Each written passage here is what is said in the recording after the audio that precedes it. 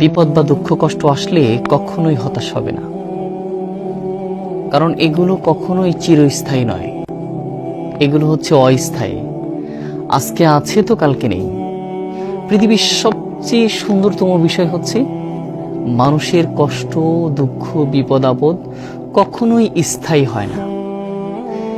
এটা আজকে আছে তো কালকে অবশ্যই আল্লাহ মোচন করবেন, মুক্তি দান করবেন। আল্লাহ বলছেন যে আমি তোমাকে তোমার বিপদ আপদ থেকে মুক্ত করব, না হয় তোমাকেই সেখান থেকে আমি বাঁচিয়ে দিব। কিন্তু আমি তোমার যে দুঃখ কষ্ট দিই, এটি হচ্ছে তোমার পরীক্ষা। এটা দুনিয়া, এটা জান্নাত নয়। এই দুনিয়াতে তোমাকে দুঃখ কষ্ট দিয়েই তোমাকে পরীক্ষা করবে। আল্লাহ বলছে যে বান্দাকে যত বেশি দুঃখী হয়, কষ্ট পড়ে, বিপদ আপদে নিমজ্জিত হয়, আমি সেই বান্দাকে সবচেয়ে বেশি ভালোবাসি।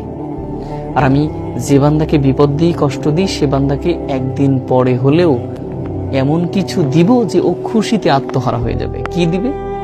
ওয়ালা সাউফা ইয়াতিকা রাব্বুকা ফাতারদা।